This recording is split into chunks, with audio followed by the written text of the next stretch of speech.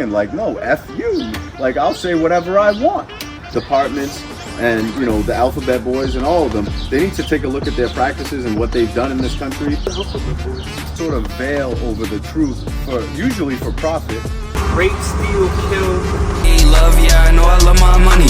Don't need drugs, told them get that shit from me. And my pockets looking big, looking like a pregnant tummy. Back with Ozzo. Instagram is OZZO Arts, right? No, it's I Knows Arts. INOZARTZ. So boom, go follow that. Tune in with that, and we're gonna get ready. So first, to start off, I want to start by saying this. Ready? You know how we was talking about the environment, how it plays a role? Yeah. So there's this there's a study about rats. They put a rat in an environment where it got its food, it got its goods, it got its nutrients, it got everything. Like all the rats had food. Yep. They weren't doing that. They were good. They put a rat where there was no food. There was rats on top of rats living with each other. Mm-hmm. Basically like the bottom of the bottom. And the rats rape, steal, kill their youngins, the women, the males, steal, rob. Remember when I was telling you? So this is about the lab experiment they had about like 1870. 1870, and this is about being a product of your environment. Yeah. So yeah, they would like rob, steal, kill these rats. And basically, like, your environment dictates your actions, like you were saying. Yeah, I mean, it's one of my mentors, Rich Hollett from the Recovery Cafe in Lowell House. You know, and this is a known thing. Anyways, it's what is it? Your nature loads the gun, and your nurture pulls the trigger. And that's just the way it is. You might be, I guess, more inclined to act a certain way just based on your physiological makeup, but your environment is what triggers it all the time. So me personally, I don't feel like we have too much of a choice in a lot of matters. We have certain choices, I suppose, but it's all dictated by our environment. So you're absolutely right. What choices do you think we have now where the world's going? Like, I see the world, for me, when I see the world, I see it as, all right, you have people who are looking forward to do good. They're trying to get there. I see the inspiration coming out from all these kids, and I see the people who are still stuck in the same way. Like, they don't see that top layer of, yo, you could be who you gotta be. Well, it's just a matter of like people like yourselves who are yourself, authentic self. You keep doing that, you might put somebody on to do the same thing. So you just lead by example. You know, I think we all are getting better as time goes along, even though it doesn't seem like it. It seems like, you know, the world's going to shit, so on and so forth. But no, it's one of these things where, you know, we're all just in it together. Me personally, I don't feel like we have choices. We discussed this, you know, it's that super determinism thing. It may seem like we have choices, but we don't really have too much of a choice. But it seems like it's getting better and better with time. And what do we have a choice on? I believe nothing. I believe nothing. It's all based on our physiological makeup and our environment. And this is just what we're meant to do this. We're meant to do whatever it is we're gonna do. We're meant to share these exact words. You know, that's just the way that I see it. You know, they say it was written. I really believe like it's written in the stars. You know what I'm saying?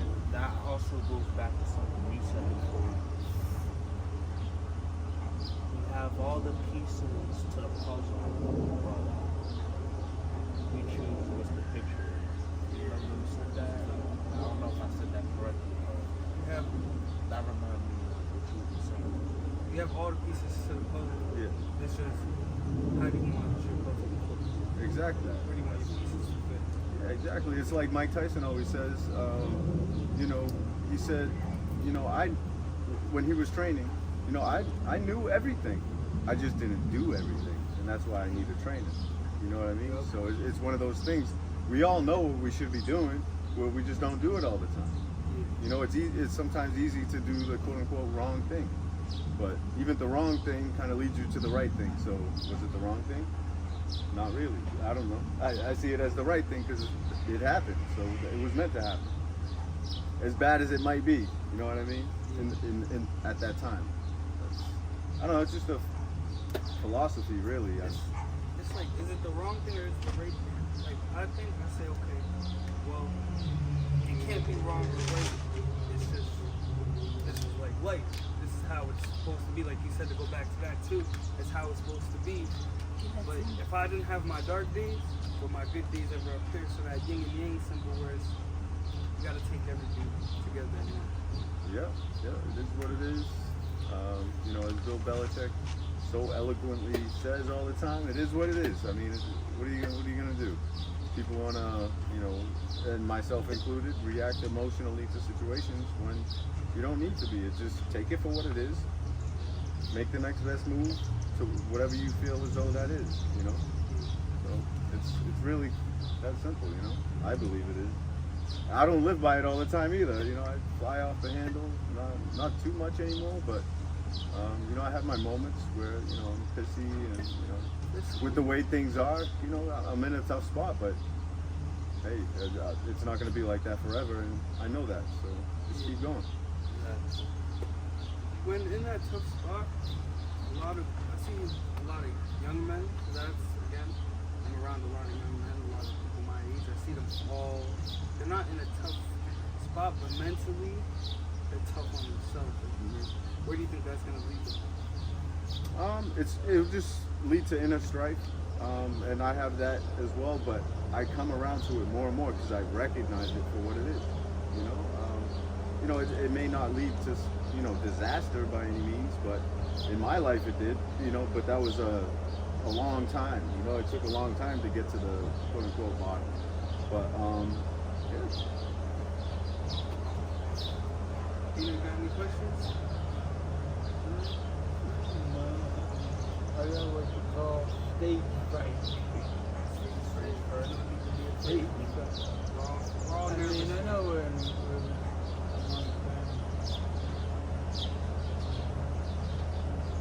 Yeah, that's what the stuff that you're talking about. Did you quit your recovering addicts too? Like, if you're gonna be, you know, the audience. It's all his friends. It's hopefully this blows up at some point. Maybe not this specific episode, but as we go, have the largest audience possible. You know, as many different people from as many different walks of life as possible. I think good. Yeah. Speaking of recovering addicts, so for me, I know I have an addictive person. So if I go get a coffee, I know I'm gonna be on like a coffee. Like when I used to smoke, I know I'm gonna smoke day. And usually I don't learn until something happens to me. Like, what if I passed out? Passed out. Right there, that was my end. Like, you can't do this. One thing you're done with before something happens. It was like a spiritual awakening. Yeah. And you know how, okay, so the point I'm bringing it to is, remember how you was talking about you lost your fear of death when that happened? Yeah. And in my head, when you said that, I said to myself, I wonder how that feels. And I pushed it in the back of my head, right? Like having that spiritual awakening, like I feared death. Yeah. And when that happened, I felt, like, you know how you say you felt love? Yeah. I felt calmness. Yeah. Like calm. Like it was, I could feel, like how you said, I could feel people around me. Yeah. But I couldn't comprehend, like logic. Yeah. So that eliminated my fear. Going back to the addictive personality, how does someone deal with that? It's manageable. It's just it's awareness over everything. Is understanding. Okay. Like right now, the worst thing that I probably do in my life, like I'll eat like a whole jar of peanut butter basically. I know I'm gonna do it going in, but yet I'll still buy the jar of peanut butter. You know what I mean? It's recognizing you have a problem, right? And you're not really addressing it. But at the same time, I do like to challenge myself in those moments to build up my my defenses against it. So I'll test myself like, okay, I have this bad habit going on right now. So what am I gonna do? Am I gonna shy away from it altogether, complete abstinence? or am I gonna try to, I guess, wean off of whatever behavior or substance or whatever it is. Like cannabis right now for me is another one of these things where I'm like, do I actually need this or don't I? Because I'm a naturally high-strung individual, sort of nervous and sort of standoffish. To me, especially at the end of a long day with all the stuff I got going on right now, to me that's the best medicine the world could offer me at this point. I don't want to be taking your benzos and all this type of stuff that is going to have me drooling all over the place. I'd rather rely on my cannabis. At the end of the day, I typically reserve it for the end of the day.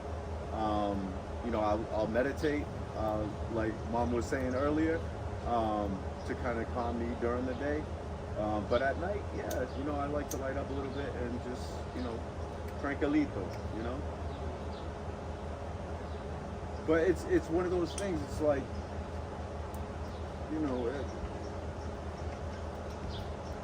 I don't know. Go on, because I could keep going with that, but sometimes I feel like I'm like. Is it knowing that it's there? Like for me, if I know that it's there, I don't need to do it. But if I don't see it's there, I want to do it. Maybe it's just like a home thing. So you have like a reverse out of sight, out of mind. You have an insight out of mind, right? That's what it sounds like, Jay? Yeah, because with me, if we go back on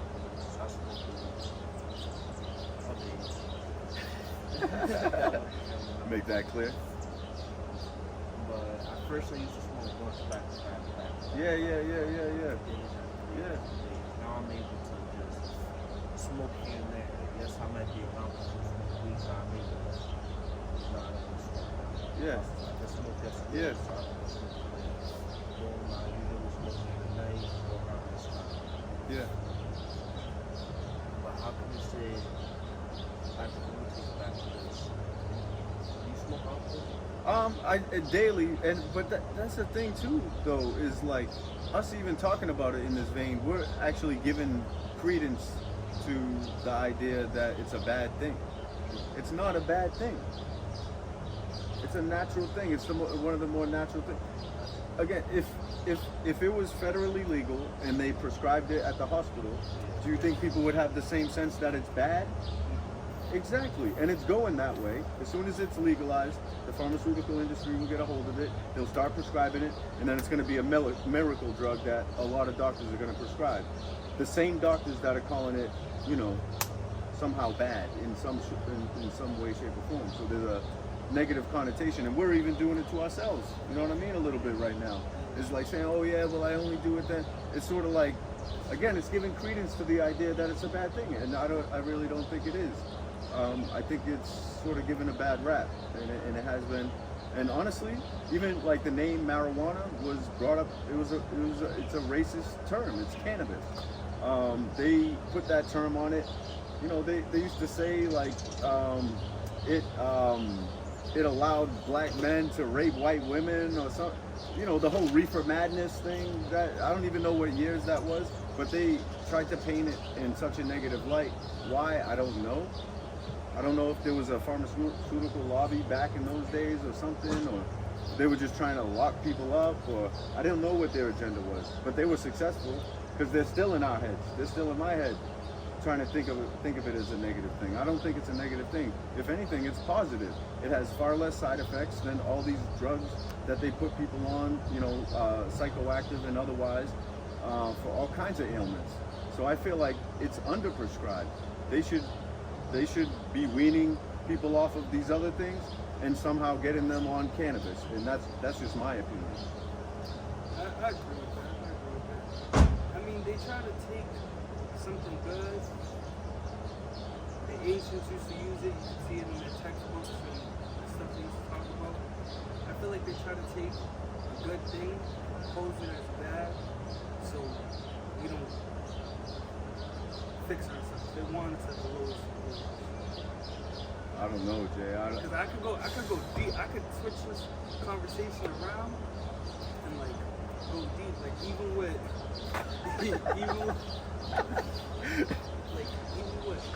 how they try to, men in general.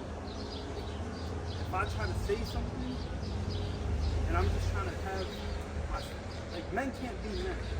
You know, we can be men, but we will get criticized for it. Exactly. They say you're over-exaggerating, but men can't be men. But you know what? I think it's like what Sandra was saying earlier in our conversation. No matter what you're doing, it could be, you could walk on water. They say it's because I don't know. There's boxes under Yeah, there. it's something. You know, they're gonna say something. So, Oh. you know what I mean? It doesn't matter really what you do. You know, they say no good deed goes unpunished. It's true. Like, you could be out here doing all the things, all the good things. There's gonna be criticism. But if you give it credence, if you give it that weight by addressing it, and like almost even having this conversation in a way is giving those ideas weight, you know? So it's almost like we should almost like just not even address those people and those opinions, because it's not to say that it doesn't matter, but it's almost like a test to see, okay, are you gonna be dragged back into that way of thinking? Because it's some of the ideologies are just completely bonkers, in my opinion. You know, Illogical, right? yeah, you know, and it goes against human nature. Some things go against human nature. Some things just go against, I believe, what is the natural order of things, and people are just putting like some sort of veil over the truth, usually for profit. You know, a lot of different lobbyists and everything, especially in the pharmaceutical industry and other industries as well. They're up there lobbying for the wrong thing. Like, for how long were they telling us that? Literally, they were before Beano's day, telling us that cigarettes were good for us, bro. Yeah. Good for us, bro. Like, come on. And they're still doing this type of thing now. There's more controls, there's more regulation and everything. It's sad that we even have to have regulation. Why can't people just be good people and not push bullshit like high fructose corn syrup on people just because it's good for the bottom line? How about, you know, don't kill off your customer base and you would make more money anyways? Does that make too much sense? That makes sense. They are killing off their customers, and they would make more money by doing that, but they don't want much people around. I don't know it's weird, bro, isn't it? Oh, It's like the drug dealers on the street too. It's the same thing. Bro, you're killing off all your customers, bro. So What kind of a good business plan is that, bro? So then they got to get more and more people hooked on it. And that's why, you know, like Frosted Flakes and all this bullshit, like, that's exactly what there's a parallel to the drug game, to the food industry, you know, and many other industries too. They pull these games for profit, and it's disgusting. So, you know, it's sad, bro. It's sad. Sad state of affairs.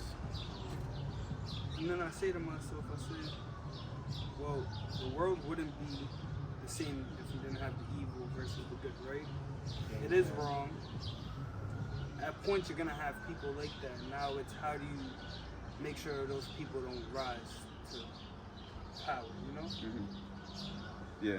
And I feel you don't let those people rise to power when you become who you truly need to be. When you have a backbone. When you stand up for something, that's when these people cannot run over you. Well, they do though. They kill people. Malcolm X, JFK, Martin Luther King. They'll kill you. What does that These do, people though? literally kill people. You know, what it should do is doing what it's doing right now, and it's getting a fresh batch of a generation to just, hey, I don't care. Go ahead, kill me. I know my God. I know what's waiting for me. I'm good. Exactly. So, but you know what? Yeah, by doing that, they're actually helping us. They're helping us, and they're showing that they're complicit in some bullshit. So they need to off somebody who's trying to do good. Yes. You know, and go ahead, try. I mean, it is what it is, but I don't want to bring that on myself. I take that back, universe. But like, you know, I don't understand. I don't know if you have to have good versus evil per se. I don't know what it is. If it's ingrained in our DNA to want to suck up all the resources just for us, or like I don't know if what it is, but I don't want to call it evil. I like to see the good in people, but yeah, some of their actions are evil, you know. If thing is, yeah, like you said, some of the actions are evil, and then there's some people who I want to conquer and go get my resources so I can help my family and then help a little more the community. Same as you want to go get this so you can help the community. Yeah. These people want to just help themselves, keep themselves at the top. You know? But you know what's different about? I'll just say for myself because I can really only speak for myself. I want to go and get it all so I can come back and help everybody. They don't think like that. They just want to take the money, send it in a Swiss bank account or whatever, sit there, collect interest. They don't want to bring it back, put it out there, have people, training, taking people off the street, feeding people. They don't want to do that. They want to put it in an overseas bank account to collect interest. So that's the difference. I guess we need to recognize certain leaders in the community who wouldn't necessarily be considered as your traditional leaders. Yeah. You know what I'm saying? Like us, honestly, Yeah, we're sitting that's here how I'm having thinking this too. is a real conversation right here. This is not like some low level, like just BS being spouted out. Like, we deserve better and we're gonna get better. But do we live in a system to where it's going to be highly rewarded as it is like for someone who's out there doing all the bullshit? Right now it doesn't seem like that, but hopefully I'm wrong. I don't know. What do you think? Go ahead. I could see it like on the news. Someone could kill someone, and that's basically honoring someone killing someone. Instead of like this, we're having a real talk conversation on a podcast that not many people in the world are doing right now. Mm-hmm. Like this should be on the news. Basically, is what you're saying. In a way. Conversations like this, and I think with the advent of the internet, more and more conversations like this are being had. Because with the conversation, all the information that I took in, all the information that you took in, all the information that we've all taken in has all led us to right here. Yeah. So these types of conversations are being had, but are they being had at the highest levels? I don't know. I don't know what those, quote unquote, smoky rooms, what the topics of conversation is. It seems like it's just how much resources can we suck up from these suckers? But we ain't no suckers though. We're coming for the gusto too. And I'm not saying that again. I'm not just trying to go and get money just for the sake of getting money.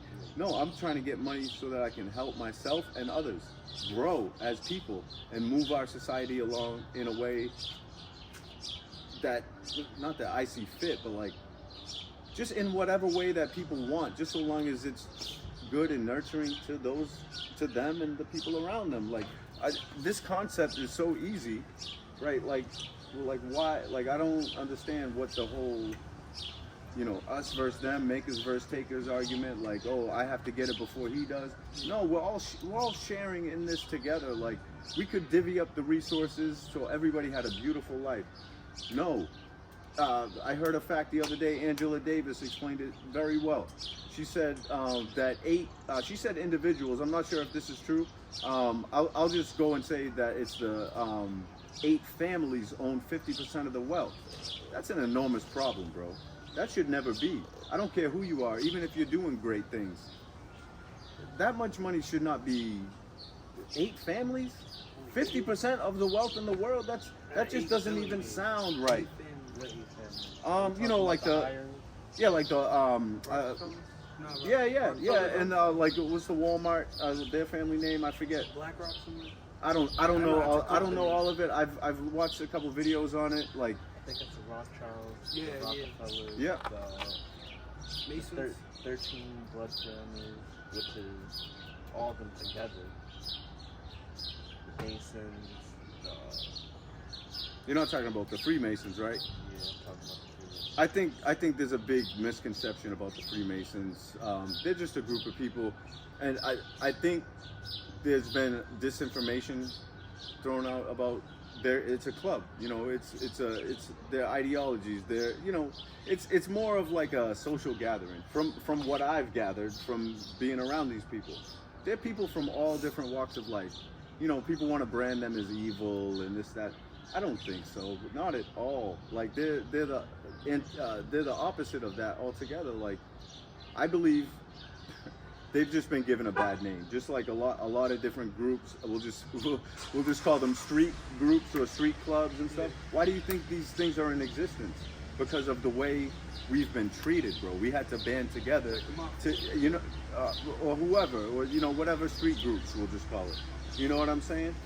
Street clubs, you know. But you know that these groups didn't just form out of nowhere. And I know some of the members of these groups, they don't do the best of things. But you could say that about the police. You could say that about I don't know, Johnson and Johnson. You could say that about a lot of different entities. There's some people in there doing some bullshit, and it's not just gangs. I'll just say it's not just, you know, motorcycle clubs. It's not. No, bro. It's everywhere. It's people in suits. It's people of all different walks of life who are the real gangsters, like the ones, bro. You know, there's so many people that live the street life that are just great people at heart. They're just out here trying to survive, bro.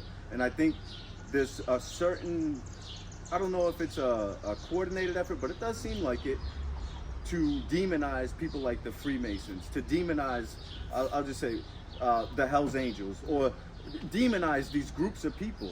Yes, some of their members are on some bullshit, but some of your members are too, motherfucker. Like, and you know that. But this is the types of things I say to myself. Excuse my language, but this is just the way that I see it.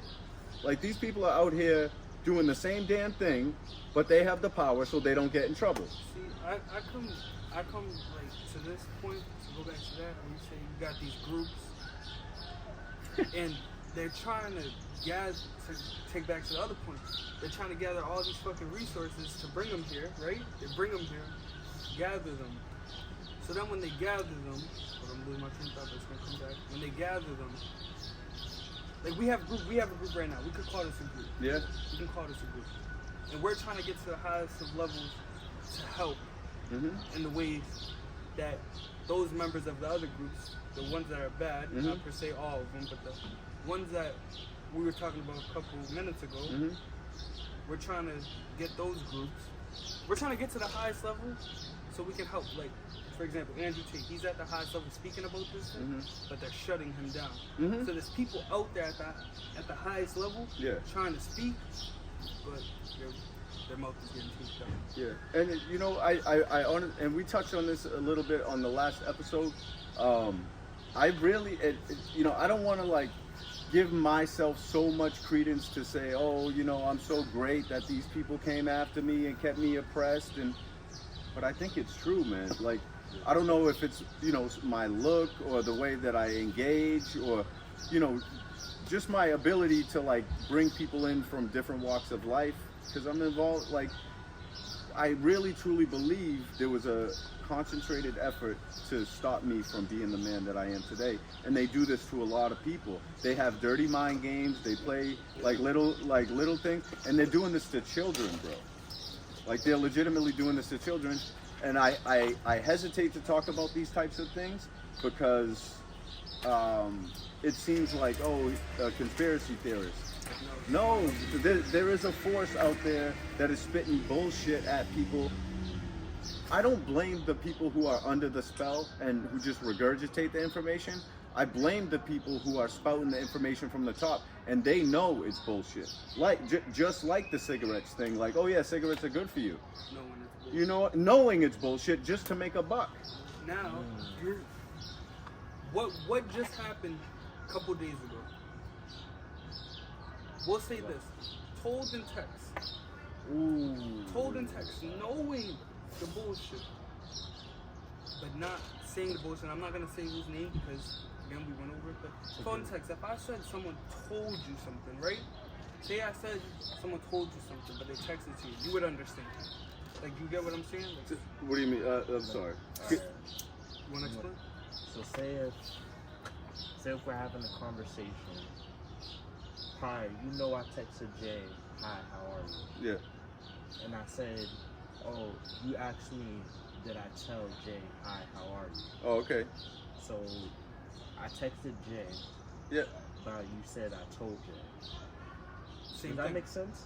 No, I'm not picking up what you're putting It down. doesn't even make sense. You don't even get it. It must be all the cannabis. Oh man, it's crazy. Like, hold on. That proves the How can I point. explain it? Did I explain it right? That proves like, for example, someone's trying to bullshit. Do you guys follow this? I'm just. Alright, look, It was just too much. Vino, It's do too you much. understand what they're saying? No. No, me neither. All right. We're good. All right. Vino? Can you get the light from Vino? you know, I was gonna throw it to you. So yeah, that explains it. You don't understand. So Move yeah, on. Move that on. But that made perfect. We'll have that conversation later.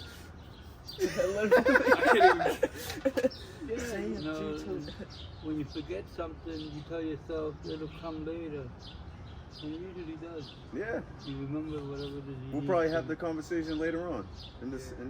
It's gonna come up. That's positive, so I would say that it'll come to me. You know, Do you think, Bino? Do you think that's like speaking it into existence? Do you think it's like, okay, if I just reassure myself it's gonna happen, then it's gonna happen? That's what I think, yeah. Yeah. Reassure yourself. Okay. It's almost like self-hypnosis. Ooh, I like that. Yep. Yeah, you telling yourself something and it works. Positive affirmation. Yeah.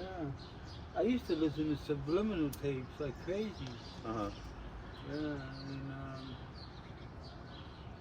I haven't found any lately. You know what subliminal is? Yeah. It gets to your subconscious. It's your subconscious. Yeah. Did you do it in your sleep?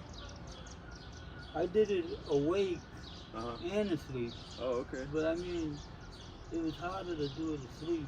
But because you're hearing that, well, some of it was easy to sleep with because they had soothing music, ocean music, Yeah. and they help you relax. Yeah. But I think you can get the subliminal tapes at the bookstore in Boston. Yeah. Yeah, I live in Boston. But that's interesting that you say that because I feel like, and I do this, I get in a negative thought pattern, and it's the opposite.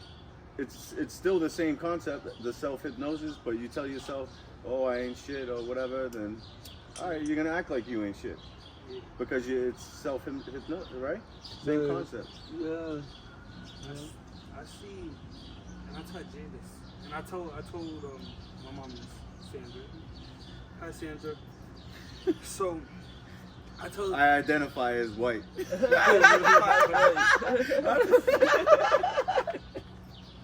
You got me rolling on that. Oh, I'm sorry. Like,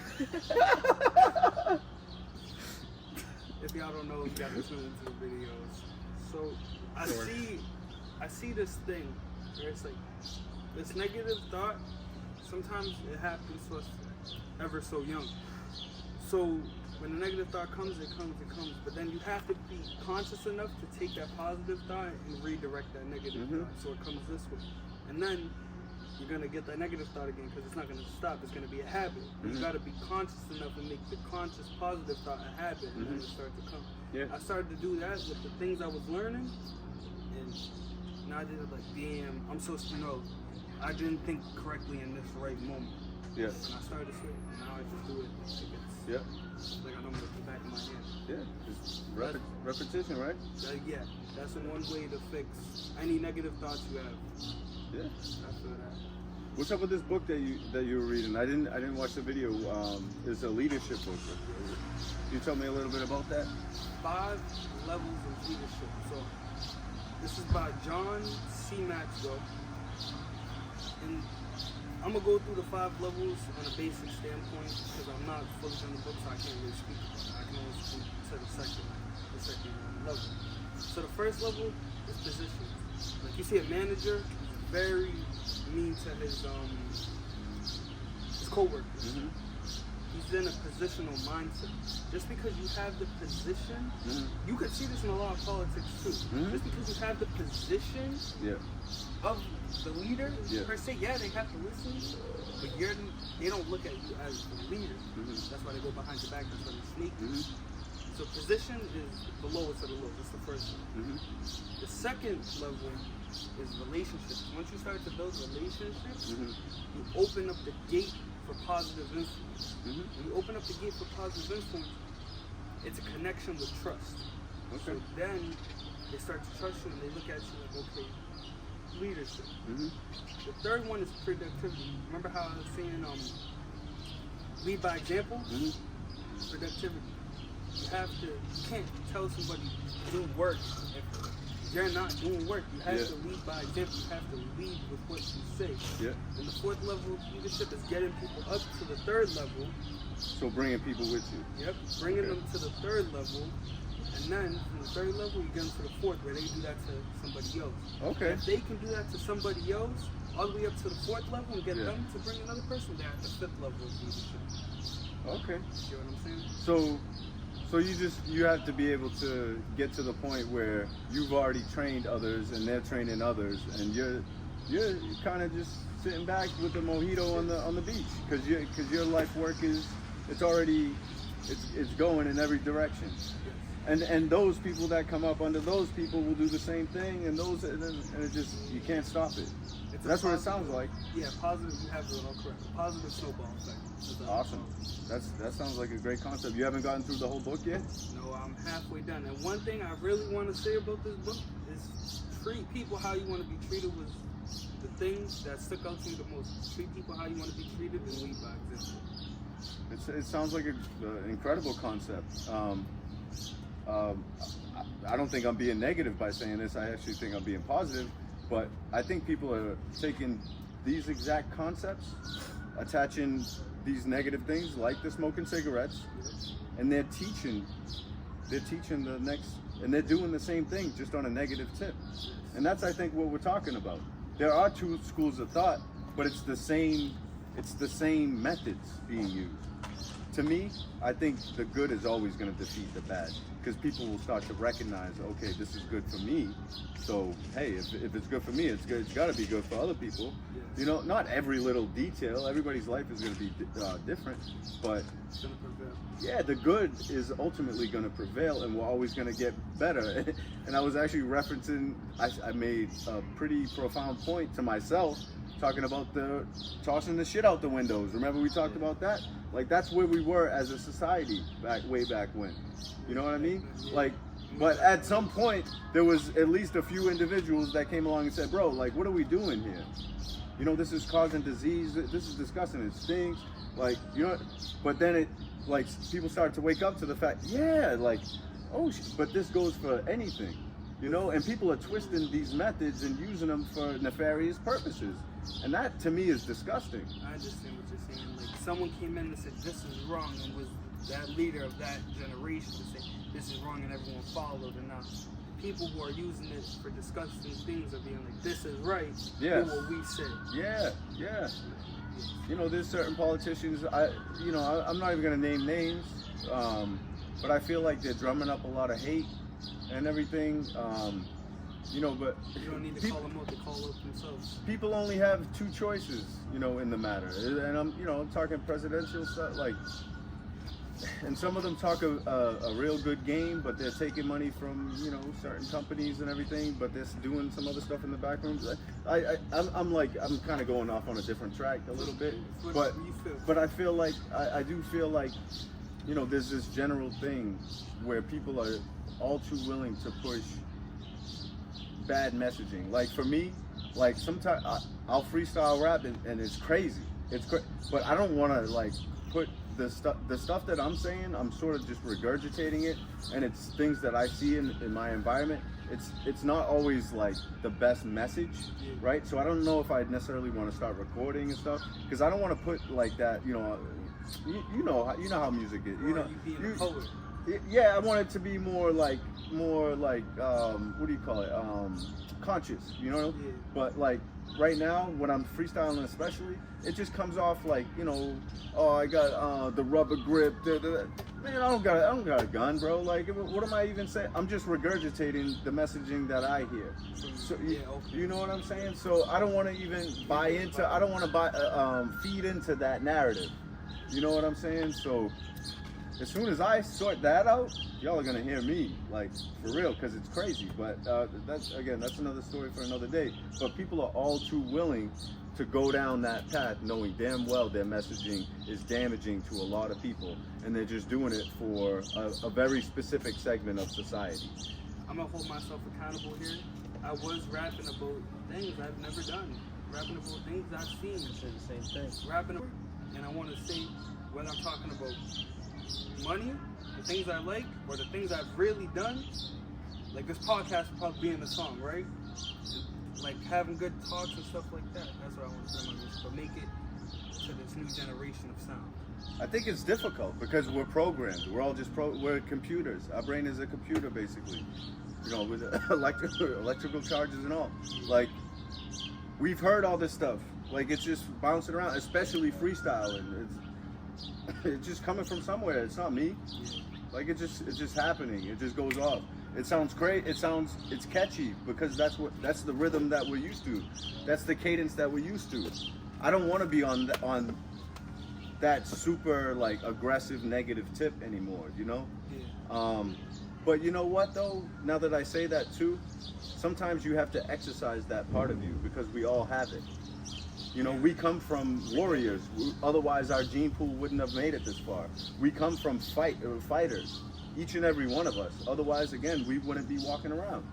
So like, it seems like you know, maybe I have been like choosing my outlets better as far as, you know, hitting the bag and stuff like that. Like that gets that certain thing out. But I think maybe expressing like that isn't a bad thing, but maybe not broadcasting it to the world. And some of the stuff I'm telling you guys, it's like, it's crazy. Relate, that's People, my thing too. When I rap about the things that I see, I feel okay, can they relate?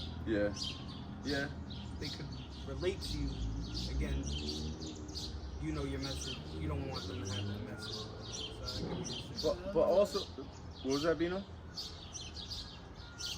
You gotta relate to it when you say it, right? Yeah. No, I was just thinking out loud. Yeah. Yeah. No, I was about to say though, like, so with that, right?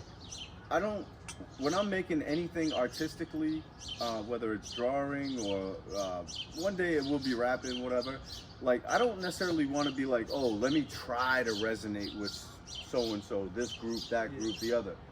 I just want to make it authentically to myself, like real, make it real, like, okay, yeah, this happened, that happened, and just make the wordplay what it is. But I don't want to be going like, you know, oh, let me try to satisfy this group or that group. No, make it true to yourself, you know? That's what makes them relate. Yeah, Right. exactly. So you don't go out of your way to like be like, oh, let me try to craft it this way or that way. I just don't want to like talk about like gunplay and stuff just because I hear it myself. Maybe I need to stop listening to that. But I don't know. I like it. It's catchy. Like I don't know. It's one of these things. I actually do struggle with that. Like, should I be listening to this? Sometimes I get in a mode where I'm like, oh, okay, all right.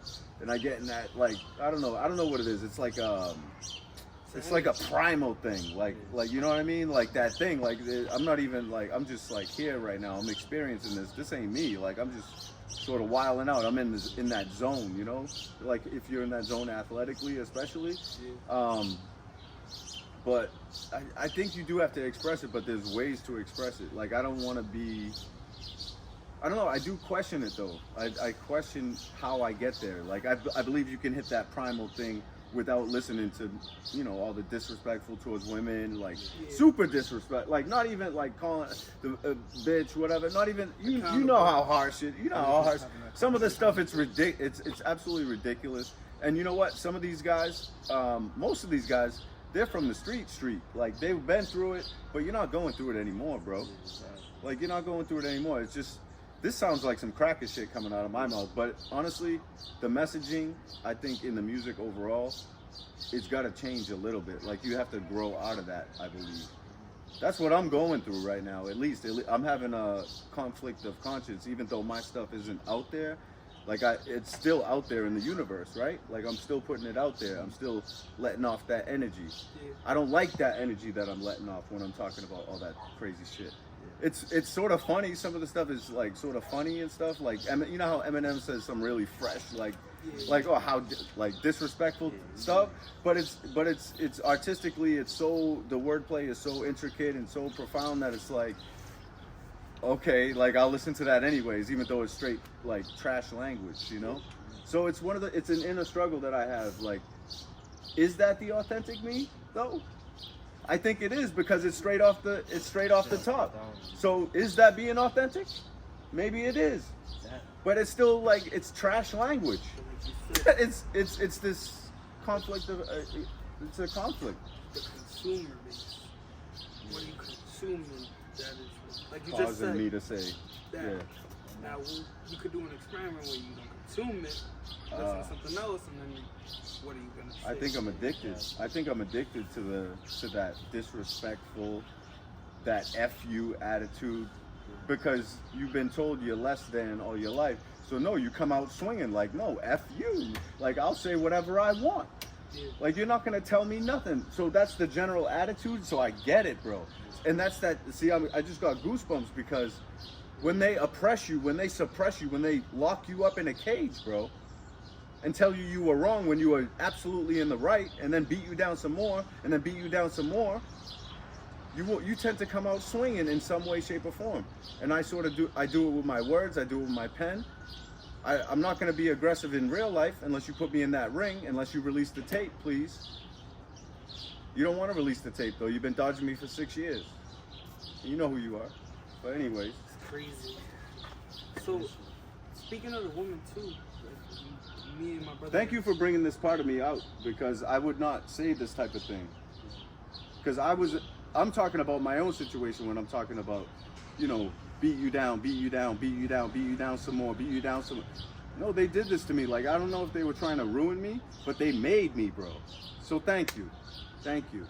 They made me, because I would have never come out swinging like I am now, doing all these wonderful things, honestly, in the community. I would have never been like this person. Like, I would have been a good person, like go to work, you know, get the 9 to 5, but I wouldn't be doing all the like social justice things and all this. I wouldn't be doing all that. I wouldn't. This is how I'm coming out swinging. So, yeah, it's just happening though. But thank you guys, thank you. But please release the tapes if maybe, you know, you want to fight for charity, you know, at the Songa Center. No? All right. Well, whatever. I know y'all are watching. I say you're abundant in the things you do now. And Yeah. to go back to the women thing, me and Jay, we started speaking, and we were like, yeah, bro, we gotta stop saying these things. Like, these are the creatures who are gonna have our kids. Like, why are we disrespecting them? Like, even I catch myself, oh, this woman is acting this way. Like, I can't disrespect the woman that's gonna end up birthing my child. You feel me? Yeah. So that was that talk was it changed our mindset to the women. How old are you guys again? 19. Damn, bro, you guys are miles ahead of where I was at. You guys make me so proud. Just keep on with this building stuff, you know? We'll get together at least once a week, whatever. It's not just gonna come from me, because this thing comes from many other people too. We're all in this together. So you guys just keep on the same track that you're going, please, and we'll just get it together. Cause what about your communities? Because we could go with you and shoot a video, like we yeah, could do a day in the life. Yeah. With your communities. Yeah, we could do all that, but individual events too, even with the camera off. Like I fail sometimes to like offer everything to everybody, because I'm into so many different things that I don't know what to offer to who. Like I'm going to you know, an art gallery a show, and then you're liking the photos. I'm like, damn, I should have invited him. You know what I mean? Because I was just there with you. You know. So I'm doing the art, the politics, the sports, all this stuff. I don't know what to like spit at whoever I'm encountering. So it's like I get locked up. Like I can't just invite everybody out all the time. So I'm like, you know, I get sort of locked up. But yeah, it's I don't know. It's just been a long, strange trip, honestly. But it's been fun. I mean, it's like a whole new world. But anybody can do it. And yeah, we can do that. Have the camera on. However you want to do it. But go to city council meetings, let your voice be heard, read the agenda beforehand, see, okay, which items, you know, might resonate with me, and go and speak on it. Like, you guys have a voice in this community. Even you know, I don't see too many young people get up there, but there are a couple in particular who get up there and they do it. One, Tara Hong, he's running for office this year, state rep of the 18th Middlesex District. And then also Kendrick Del Orb, he was a former assistant for Representative Lori Trahan. Like, these people, and there's many more, don't get me wrong, but these two people stand out to me as young voices in the community. And you guys can be the same thing, bro. You guys speak eloquently, you have great thoughts, great positivity, and you care. That's really the only qualification you need to get involved, especially in local government. It's true. It's a fact. Anybody can go in there. Bino, let's go to a city council meeting. If they have an agenda item, get up there, tell them what's up, because they'll listen. They actually do listen. I've seen several city councilors change their mind on issues just based on people's testimony, and that's it. Like, every one of us has a voice in this community. Right. Whether some people don't feel like they do, and I didn't for the longest time too. I feel like I don't. Yeah, you can do it. A lot. I feel like I don't have a voice. Why? I don't know, because I don't have. I guess when you have a lot of ideas and you want to share them, you gotta have something going on in your life to represent those ideas. You know, you gotta have a backup. Yeah. So that's well, you need education, obviously. But it doesn't mean that you have to get the education from a university. Yeah, oh yeah. You can get education without that, and you could be, you know, like a doctor or medicine. Work on natural medicine. You know. So I understand what he's saying. He's saying he needs to push himself to fulfill those things. That's what I got. Now you're saying that 8 families run 50% of the wealth. Yeah. And then there's another 50% that runs the rest of the money. That's crazy. It is crazy. Are those the ones who made it out? Like, so I mean, they were never in. They always had all the money. So these people that got all the money can do whatever they want and get away with it. Yeah. Because they got the money and they're not going to get arrested if they do a crime. And they don't need to do crimes. They got money, so they don't need to steal nothing. Why they need to steal something? They got money. Well, you know, it's just... Yeah, even on a smaller level, like, to me, think about this, guys. Think about this. Just think about this, please, because I've been bandying about this for a while. Just think about the system we have in place, right? Where person A doesn't have a dime. Person B has $1 million in the bank. They commit the same exact crime, same exact place, to the same just the same. One person spends however much time in jail. The other one gets out on bail and never beats the case easy because they can afford a lawyer. Is that justice? No. Does that sound like justice? Well, that's our system right now. That's justice. Who is that justice for? Like, who? The rich. How is this system set up? And we're gonna sit there and say injustice for all?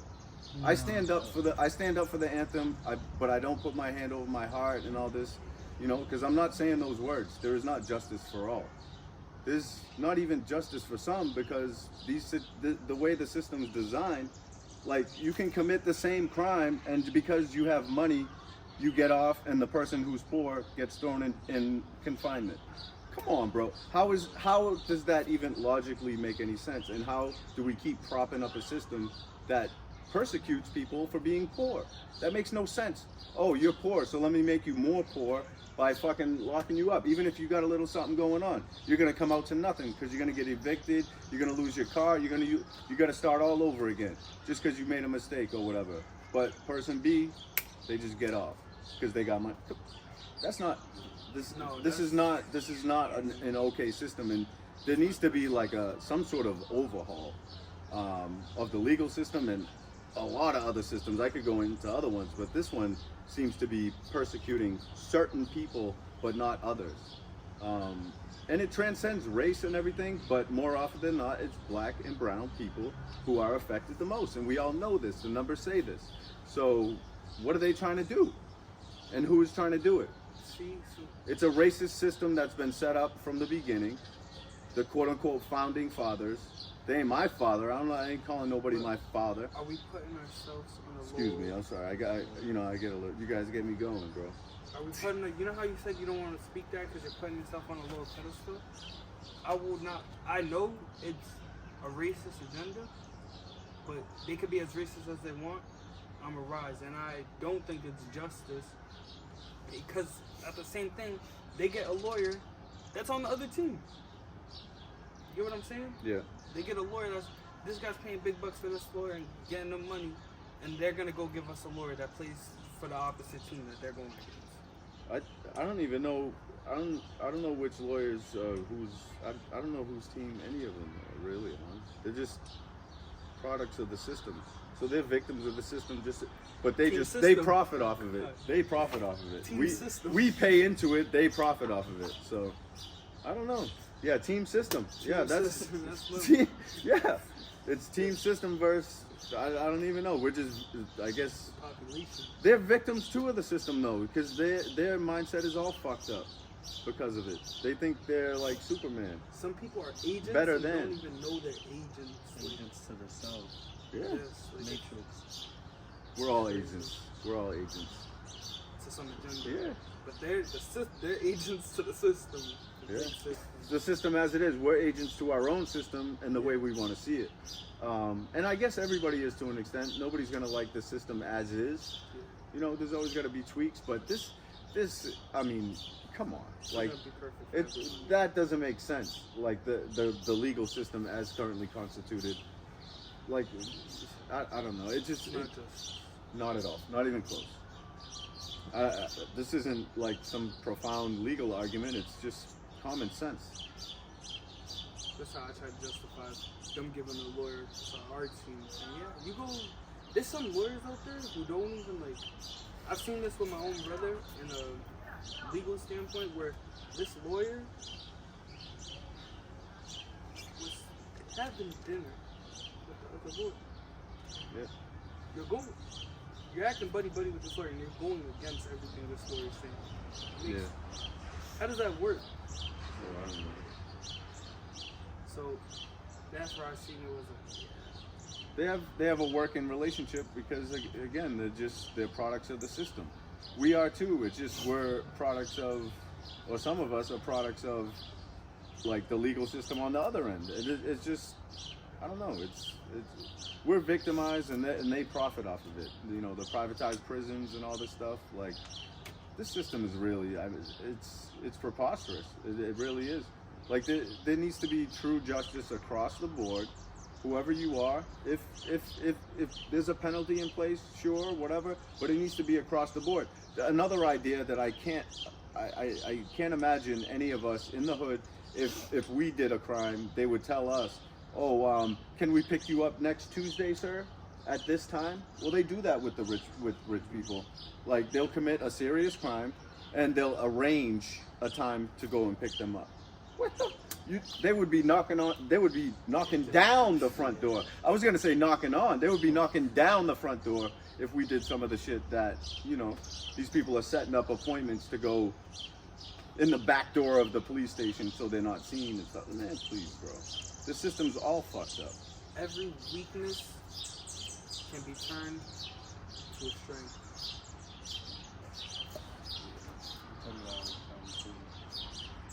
You know, the police, they're kind of like a gang. That's how they act like, I think. Because they have this military mentality and shit. They gotta have guns, they gotta have rifles, machine guns. You know what I mean, to protect the poor, but they don't always protect the poor. They protect who they want. They protect property and stuff like that. And I've become familiar with some police officers, and they're people just like us. They're on an individual basis, they're just people. I have nothing against them, but they're also victims of a system. It's this brotherhood it's an unbreakable brotherhood. It is like a gang. They don't want to rat out their fellow, So I get it, bro. Like, I understand. It's like, but it's when it's to the detriment of, like you said, like mostly poor people. Like, they're just out here getting beat up, being treated any kind of way just because you have a little bit of authority.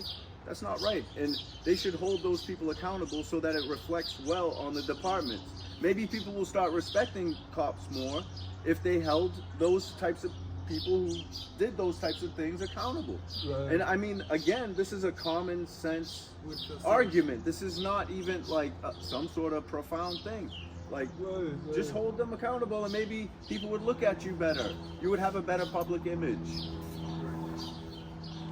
Speaking of cops, I was in Duncan. I'm always in Duncan, if y'all don't know. Duncan trips it's mandatory.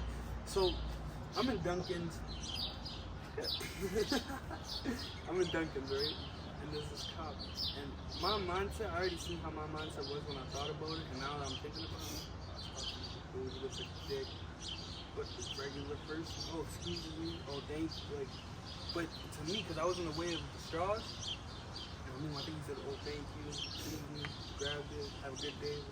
Yeah. Nice person, genuine person. Yeah. And I was expecting him to give me a dirty look or look at me the wrong way. Yeah. Or, I think maybe sometimes if we bring that energy, then it comes back. Like if we act kind of scared and standoffish, they may catch that vibe and kind of get scared themselves, or be like, all right, why is this person acting like this?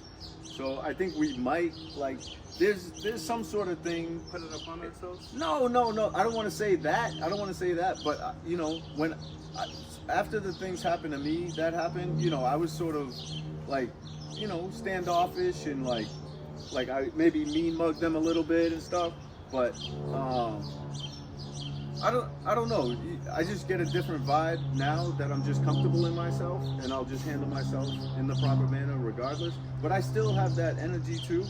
But like, you know what? It's not on an individual basis per se, again, with the police. It's them as a group. When they get together, like the incident. Can we talk about a little bit more about that incident that happened when they stopped you? Because I feel like I actually crossed the line when I was like, oh, well, was there a crime in the area or something? So I was almost like looking for a reason for them to be right. So how did they treat you though? Like, do you feel like I know they treated you unfairly, you believe, but like, do you think you were specifically targeted off of that? I didn't like the way that I kind of even asked that question of you. We can talk about that. So, I mean, I could be understanding why they stopped me, but not understanding at the same time. Yes, maybe I had a ski mask on, but at the time it was cold. We were in January, around the cold areas, let's say February. They stopped me because I had my hands in my pocket riding on a pedal bike with no helmet. But there's plenty of people who ride outside with a bike with no helmet on. So is there a reason to stop me? Maybe because I'm black, African-American, but it's cold outside. Everyone walks around with a ski mask on. Maybe if this is downtown, they see it all the time. They never stop doing it. Right. And also I'm with another black brother. Yeah. So they stopped us. We were next to the car wash in Bellevue. Yeah. They followed us since Appleton Street towards downtown. Yeah. I was riding with my hands in my pockets in my coat. They stopped us. Oh, cool, please talk to you guys. They even say, please, can we talk to you guys? They said yes. I said,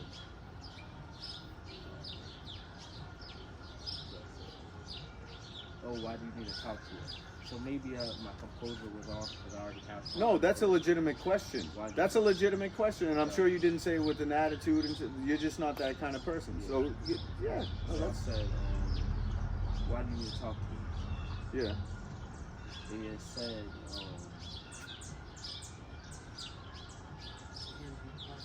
why do you got your hands in your pocket?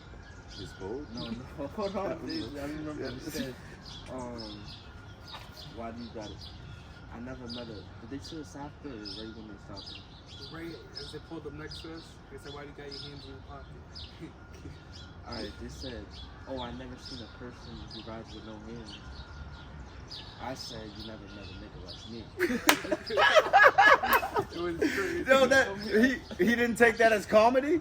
I don't know. I just said, That's a good comeback right there. That's good. you That's never met that. a nigga like me. It's crazy. Jay said, is there a reason why you're stalking me? Yeah. Is there something, what you say? I said, is there a reason why you're stopping us? Basically to that point.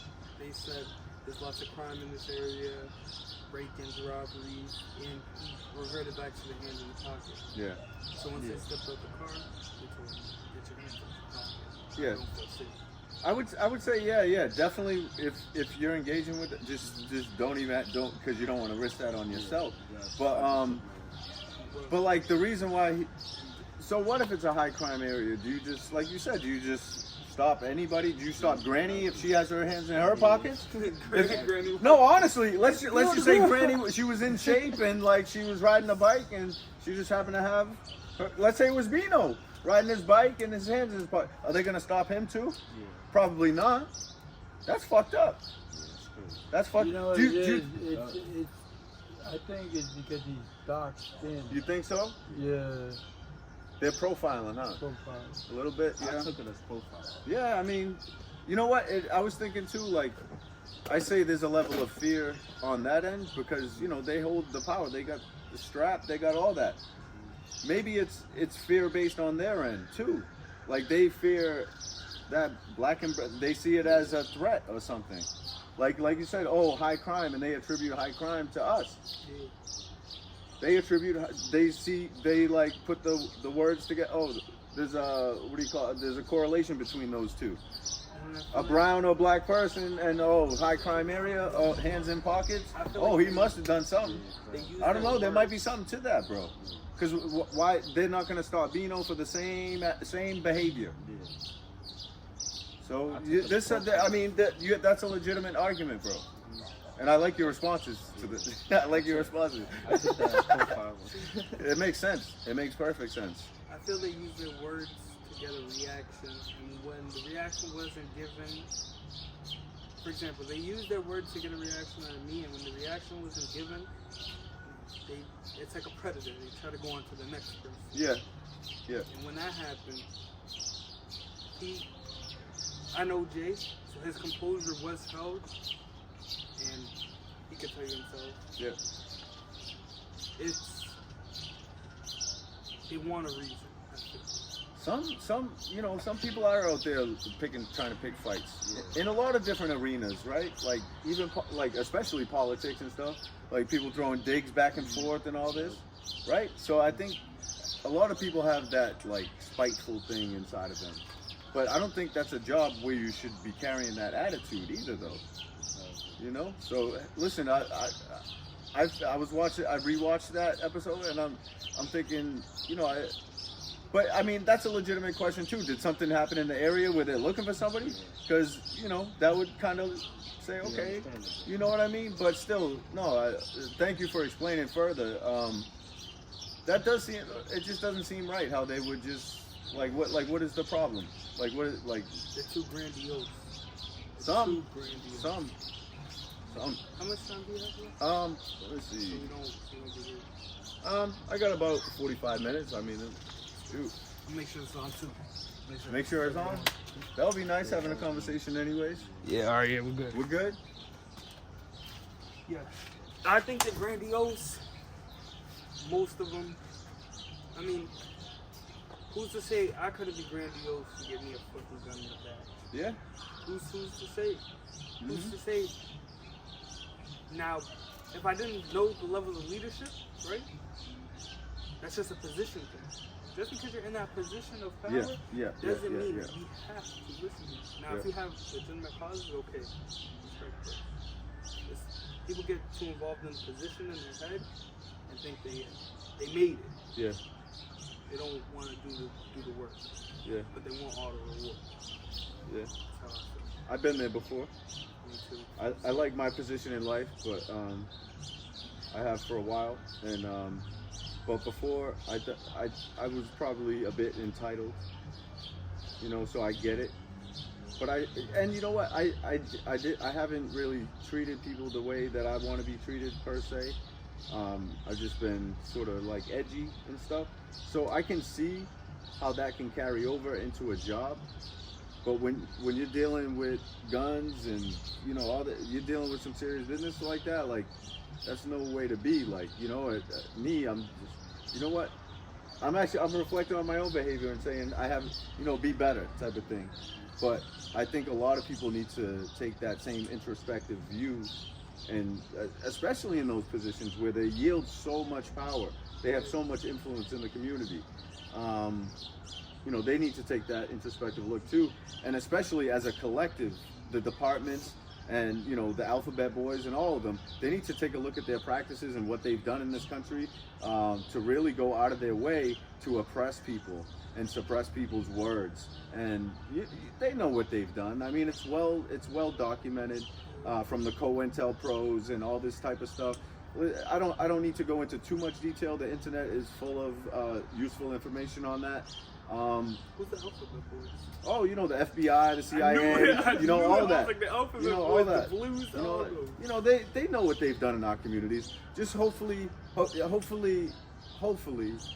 I like to think again that the right people are in the right places at the right time, and hopefully the right people are in those agencies right now, and they see all the bullshit that they've done, and they're actively working to undo that damage that they've done, because they know it's you know, some of them might, and I guess pun intended, they might, you know, till they're blue in the face, till they're blue in the face, tell you, oh no, you know, it's always been on the up and up, and yeah, come on, bro, come on. We have all the documents that have been declassified and all that, what's his name, J. Edgar Hoover, how much of a piece of shit scumbag he was. You know, I'm not usually willing to go there nowadays and say that about somebody, but man, just read about that guy, watch videos about how racist that motherfucker was, and how he was actively willing to take good people down for just being good people. So it is what it is. It's their legacy, whether they like it or not.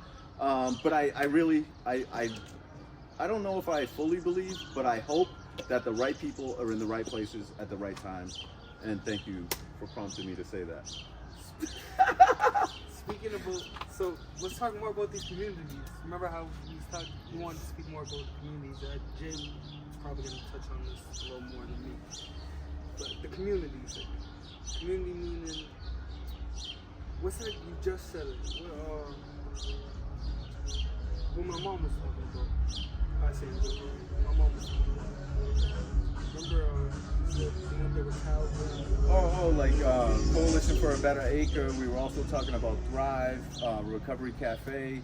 I mean, there's CTI. There's multiple organizations. I'm gonna leave somebody off. Lowell Alliance, Lowell Llama, Solidarity Lowell. Like, I could keep going, but sorry if I didn't cover everybody. I'll mention Brood Awakening. You know, hopefully we can get a sponsorship sometime. You know, Down with Duncan. No, it's unkind if you rearrange it. It says unkind. So, anyways, yeah. What were we just talking about? That's actually. Wait, no, hold up. We were talking about Solidarity Low, but we gotta go to this. Oh, okay. I need to know how you see the words. It's easy. Which I can't do. It's easy. Yes, you can. Just start writing it down and rearrange it, and that's it. That's what I do in my art. We'll have to bring it on one of these times. That's creative. Like, that's so, like. Take a look at the Instagram. I Knows Arts. INOZARTZ. Yeah, it's all. Come on, you can do it too. It's easy. Unkind. They are unkind. Easy for you. They're not easy for me. They're holding the tapes. They're holding the tapes too, where I was beaten by the other police officer and his partner, and threatened to be tased and all that too. Oh, you guys remember that? No, never happened, right? I'm just crazy. People, they're gonna say it's the cannabis again. Oh, it's the cannabis. They're gonna say. I'm trying to find out where I give him my live. I hope you guys got that. He said, Bino said it. He's trying to figure out what he did with his last cannabis. look in his left pocket. Yeah, it's in his hand. Where's it at? Oh, snap. Thank you guys. I appreciate it. Water, had to quench my thirst. With unkind water. Unkind water. Unkind water. H2O. Not a sponsorship, but sponsorships are welcome. Y'all know this. Brewed Awakening for the win. Never knew it. And you ever notice in your life, if you live certain places, you have more success, and then you live in other places. Like for an example, I lived in Fitchburg, Mass. I found a job the next day that I moved over there, and I was homeless. Mm-hmm. I kept the job till I got my apartment, you know, and then I got a car, and then I was living comfortable. Mm-hmm. And I wasn't paying a lot of rent, but it was cheap, the rent. Mm-hmm. But I noticed that I was doing really good. You know, I had money all the time. I wasn't spending my money stupidly, Mm-hmm. you know. I was spending my money carefully and stuff, so I always had money. But that, you know, and then I moved out. Why did I move out? That don't make no sense. Mm. But yeah, you gotta make money to survive. Everything costs money. So to end it there, like Bino said, everything costs money. Your time and energy, it don't cost nothing. Your voice don't cost nothing. Like he says, voices need to be heard. Anything you guys want to end with? No, I think that sums it up. I mean, just let yourself be heard. Express yourself in any way that is, any positive outlet that becomes available to you, that you enjoy, that spreads joy to others, and just live a good life. I mean, but it is about money, Bino, ain't it? Yeah. We can't just dance around that. I don't know. It's a taboo subject and it's something, but I don't know. What should we call this? What should we call it? Oh, I don't know. That might have to go off camera. I don't know. What do you think? That's tough. That's should we have a contest where we offer up Names and see who takes it? We could do that. might have to give a grand prize and all that. Maybe we can cook that up for the next episode. Alright, next episode, guys. This is the second one. Thank you guys Thank for you. joining. I Thank you, appreciate you. Ozzo. For real. Got Bino, he was here. Bino's gonna be in them too. Oh. Thank you, Jay. Bino, Oh, it's a pleasure. I appreciate Yes, you, sir. brother.